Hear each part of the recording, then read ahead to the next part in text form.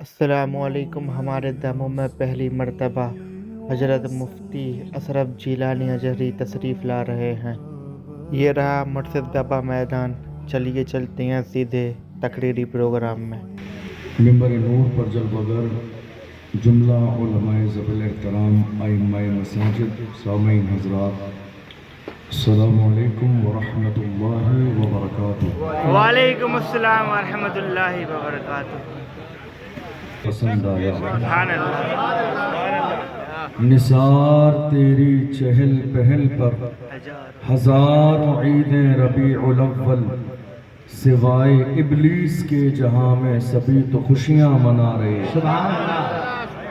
حشر تک ڈالیں گے ہم پیدائش مولا کی دھوم، مثل فارس نجد کے قلعے گراتے جائیں گے، خاک ہو جائیں عدو جل کر مگر ہم تو رضا، دم میں جب تک دم ہے ذکر ان کا سناتے جائیں۔ سبحان اللہ، سبحان اللہ۔ دنیا میں دو طرح کے لوگ ہوتے ہیں، ایک حاسد اور ایک عاشق۔ تو اب دونوں سے الٹا کام کبھی نہ کرائیے، یعنی حاسد سے عاشق والا کام نہیں کرائیے، ہوگا نہیں صحیح، اور عاشق کبھی حاسد والا کام نہیں کر سکتا۔ جو حاسد تھے انہوں نے شان گھٹانے کی کوشش کی، کبھی علم غیب کا انکار کیا، کبھی مقام کا انکار کیا، کبھی عظمتوں کا انکار کیا، کبھی وقار کا انکار کیا، مگر جب عاشق قلم لے کے بیٹھا تو غور و فکر کرنے لگا، شان بڑی عظیم ہے، مقام بڑا عظیم ہے، عظمت والے پیغمبر ہیں، کون سا جملہ لاؤں، کون سا لفظ لاؤں، کون سی بات کہوں۔ غور و فکر کرتے رہے، کیا کہوں کیا نہ کہوں، کیا کہوں کیا نہ کہوں۔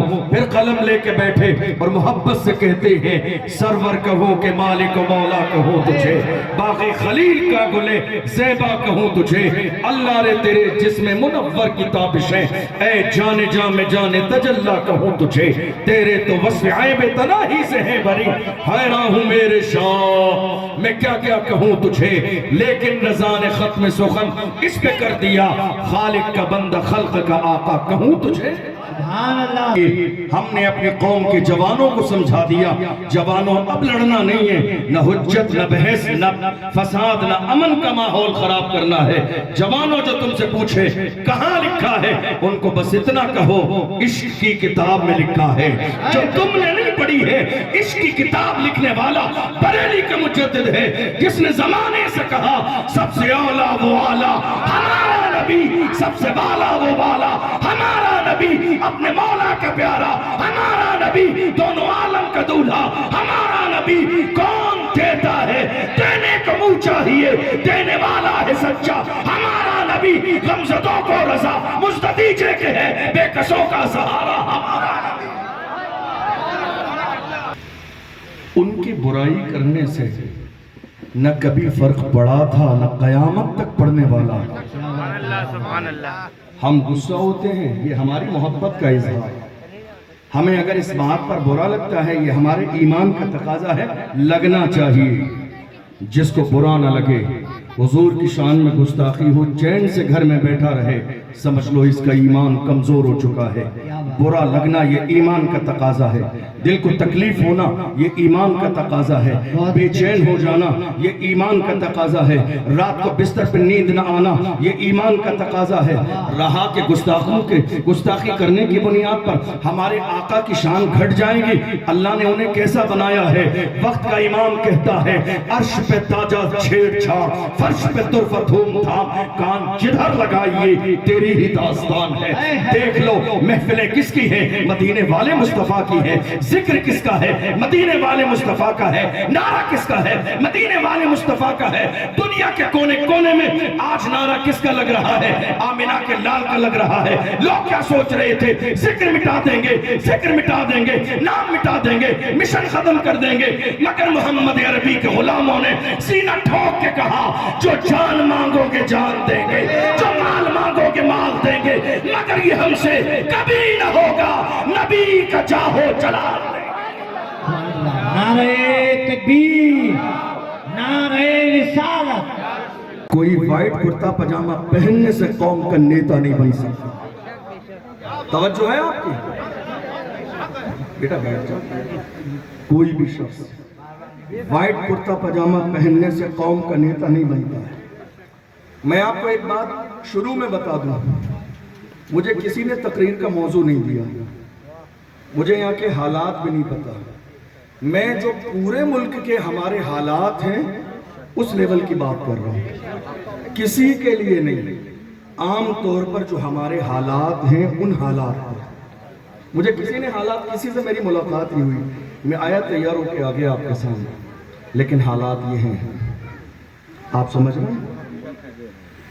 افسوسناک صورتحال یہ ہے، کل تک کمزور غیر کرتے تھے، آج کمزور اپنے کر رہے ہیں.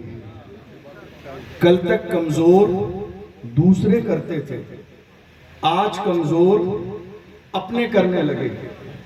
اور حیرانی کی بات یہ ہے، ذرے کے برابر چہرے پہ شرمندگی نہیں ہے، ذرے کے برابر چہرے پر ندامت نہیں ہے، ذرے کے برابر چہرے پر کوئی افسوس نہیں ہے کہ ہم نے رات کے اندھیرے میں قوم کی دلالی کی ہے. کیا مرنا نہیں ہے؟ کیا موت نہیں آئے گی؟ کیا قبر میں نہیں جانا ہے؟ کیا حضور کو چہرہ نہیں دکھانا ہے؟ دنیا کے فیشیل سے چہرہ چمک سکتا ہے، لیکن یہ چہرہ قوم کی دلالی کر کے قبر میں نہیں چمکے گا. یہ چہرہ قیامت کے دن نہیں چمکے گا. یہ چہرہ حضور کی بارگاہ میں نہیں چمکے گا.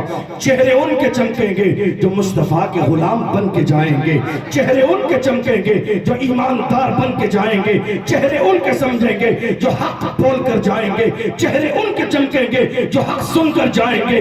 چہرے ان کے چمکیں گے جو نعرہ لگا کر جائیں گے.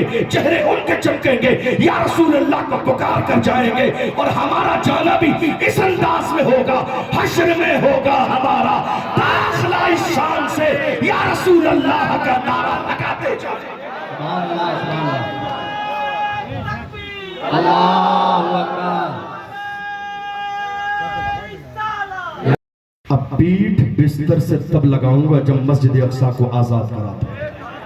اسی جوان کو صلاح الدین ایوبی کے نام سے جانا جاتا. کون تھے؟ جوان تھے. ہم کوئی انوکھے جوان نہیں ہیں. یہ اور بات ہے کہ ہمیں شیطان نے برگلایا اور ہم نے اپنی جوانی کو لے جا کے عیاشیوں کی دہلیز پہ ڈال دیا، ورنہ ہم ایسے نہیں تھے. ہمارا کردار یہ تھا، ہمارا کردار یہ تھا، ہمارا کردار یہ تھا.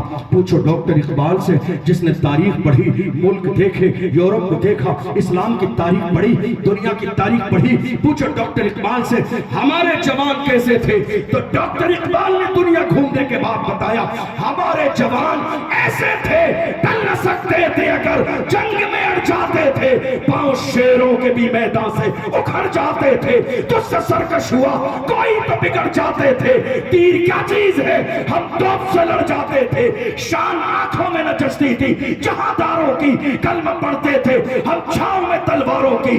ہم جو جیتے تھے تو جنگوں کی مصیبت کے لیے، اور مرتے تھے تیرے نام کی عظمت کے لیے. دشت تو دشت ہے، دریا بھی نہ چھوڑے ہم نے، بحر ظلمات میں دوڑا دیے گھوڑے. یہ کس کے جوان